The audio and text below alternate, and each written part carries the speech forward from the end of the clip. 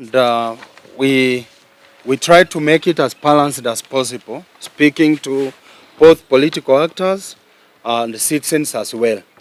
Of course, the concern we have is that every indication we may be headed the 2007 way.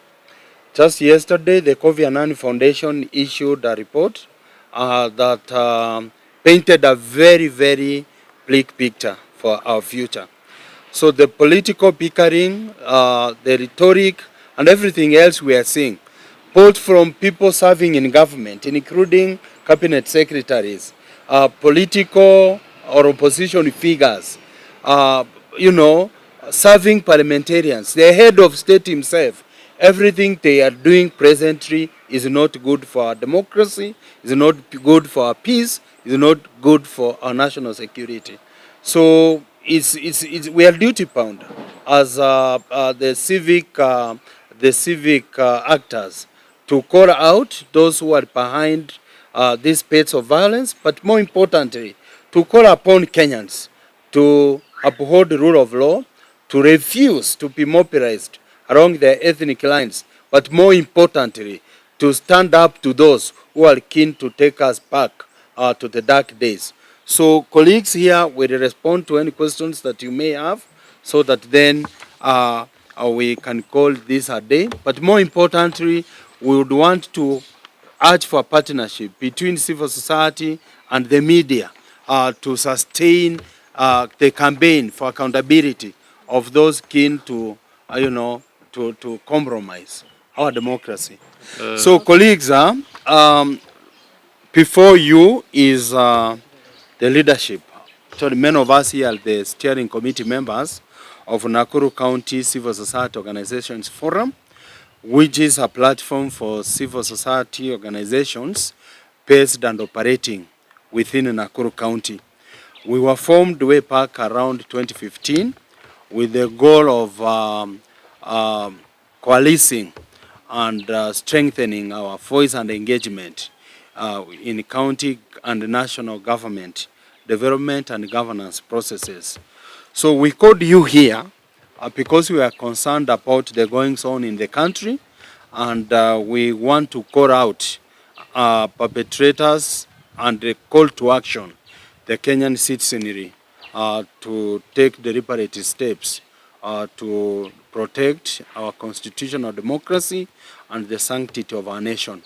So we are going to read out a statement prepared by members of NACSOF, and I will start. So this statement is on escalating political violence and the use of goons to silence civic engagement. It's released on this 14th day of July 2026 by Nakuru County Civil Society Organizations Forum.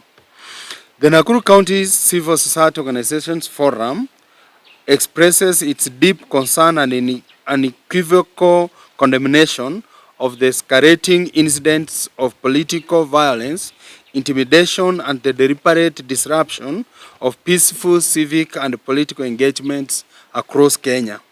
We are alarmed by the growing dangerous practice of deploying armed goons and organized criminal groups to attack citizens, disrupt public forums, and public voices demanding accountability, Such actions are not isolated incidents. They represent a direct assault on Kenya's constitutional, democratic values and the fundamental rights and freedoms of every citizen. The violent disruption of the Okoa Uchumi Public Forum at All Saints Cathedral in Nairobi, where citizens had gathered peacefully to deliberate on the recently released national budget, the attacks reported during Linda Mwananchi activities in Keumbu, Nyahururu, Kisumu, and the reported surveillance and harassment of the TISA, that is the Institute of Social Accountability CEO, and the staff paint a disturbing picture of shrinking civic space. These are attacks not only on organizations, but also every Kenyan's constitutional right to participate and freely express themselves and associate with each other in the governance of their country. We are equally disturbed by the reports of violence, intimidation, and alleged electoral offences witnessed during the Karao constituency by-election campaigns. Up until now, we are aware that several people have been injured as a result of these incidences, and indeed several others killed, from Nairobi to Kisumu to Nyahururu and everywhere. Political competition is increasingly being defined by fear, coercion, and violence instead of ideas, policies, and respectful democratic engagement. This trajectory is dangerous and unacceptable. Kenya cannot afford to repeat the painful mistakes of the 2007-2008 post-election violence, where more than 1,000 lives were lost, hundreds of thousands of people were displaced, and the communities were left deeply divided. The Krieger Commission warned that electoral malpractice, institutional weaknesses, and impunity would continue to fuel political violence unless decisive reforms were undertaken. Today, those warnings are becoming increasingly relevant. Continued silence and inaction risk normalizing political violence and emboldening those who believe that intimidation is an acceptable tool for gaining and or retaining power. As a forum, we are called to duty to defend constitutional rights and the democratic space. And therefore, the Constitution of Kenya guarantees every citizen the right to participate freely, peacefully, and meaningfully in public affairs.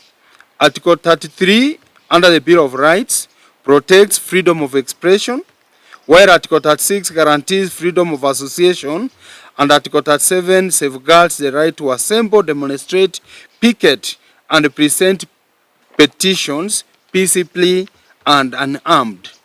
These rights are not privileges extended by those in authority. They are constitutional guarantees that must be protected without exception. Equally, Article 238 provides national security must be pursued within the framework of the rule of law and respect for human rights. Article 244 obligates the National Police Service to uphold professionalism, impartiality, accountability, and respect for human rights. Any failure to protect citizens exercising these rights or intolerance of politically sponsored violence amounts to betrayal of the constitutional obligations by the state. Thank you very much. My name is Bansi Kubudha. I'm the Executive Director, Center for Transformational Leadership. And in light of the constitutional rights that have been stated, we have several calls to action. And the first one is to the National Police Service and security agencies. We call upon these agencies to immediately investigate all reported incidents of political violence, attacks on civic engagement, and electoral offenses. We also call upon our security agencies to arrest and prosecute every individual responsible for planning, financing, and participating in political violence, regardless of political affiliation or status. We also want them to guarantee equal protection to all citizens, civil society organizations, political actors, journalists, and human rights defenders. We call upon them to uphold professionalism, impartiality, and constitutional independence in policing, and to also strengthen early warning and rapid response mechanisms to prevent further violence. We are saying that justice must not depend on political influence. The law must apply equally to everyone. We also call upon the national government and political leaders to publicly and equivocally condemn political violence and the use of hired gangs. We want them to end the recruitment, financing, and exploitation of young people as instruments of political violence. and to hold accountable individuals within their political formations who organize, sponsor, or participate in violence. And we also urge the government of Kenya and all political leaders to protect civic space and fully respect the constitutional freedoms of expression, association, and peaceful assembly. No political ambition is worth the loss of human life, the erosion of democracy, or the destruction of national unity. To the Independent Electoral and Boundaries Commission, the IEBC, we urge the IEBC to enforce the Electoral Code of Conduct fairly and without fear or favor. We also want the IEBC to take firm action against candidates, political parties, and supporters implicated in violence or electoral offenses. We also want the IEBC to strengthen monitoring of campaigns and ensure timely resolution of complaints and guarantee electoral processes that are free from intimidation, coercion, and fear.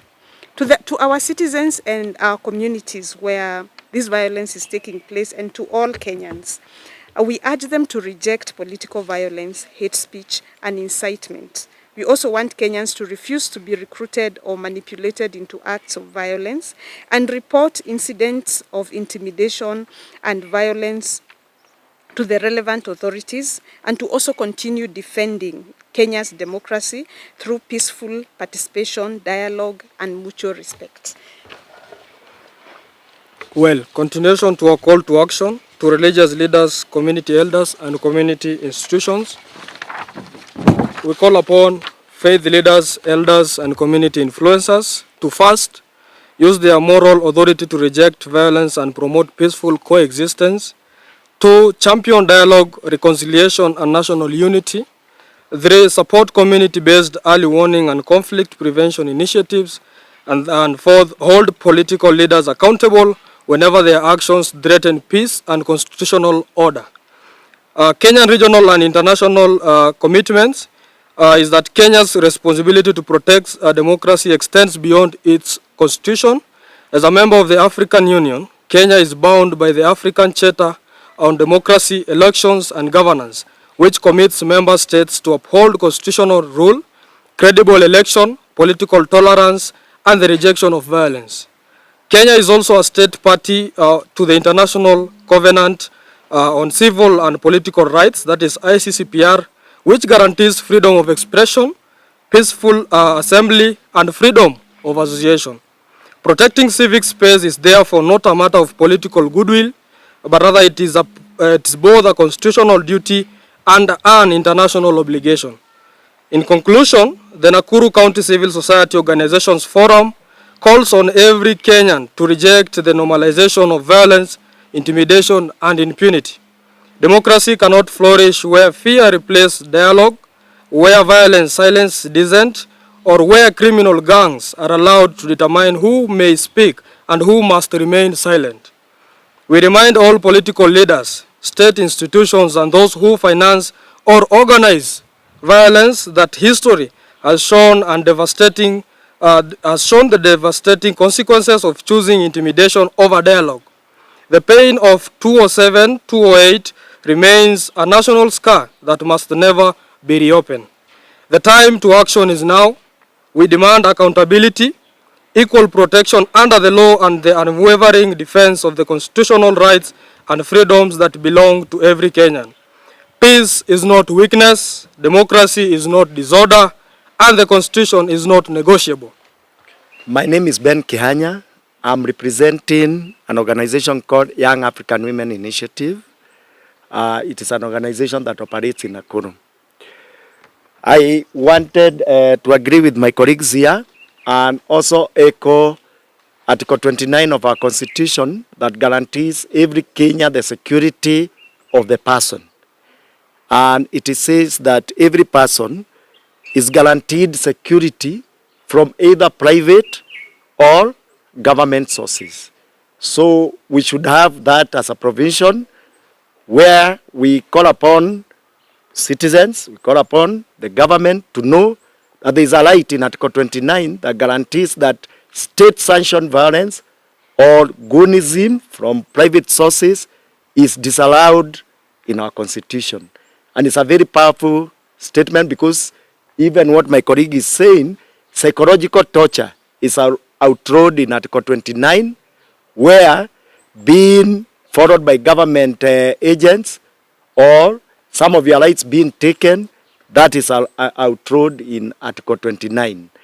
Secondly, we wanted to say any democratic process that comes out of violence, either goonism, does not have an outcome that is democratic, but may actually entrench goonism as a way of governance in our system. Nobody would envisage or want to have MPs who have not convinced people by the superiority of their policies, but by probably the number of goons that actually enabled them to go to parliament. So this is an urgent call for a democratic society. We should eliminate goonism in our politics. Let's compete on ideas. Let's compete on ideals. Yeah, our comment is Article 29 outlaws any form of violence, either from government sources or private sources. So we stick to that as a civil society in Nakuru, and we condemn with the highest term possible goonism in whatever form it comes, bribery in whatever form it comes. Democracy must be allowed to thrive without being aided or being subverted by undemocratic principles or practices.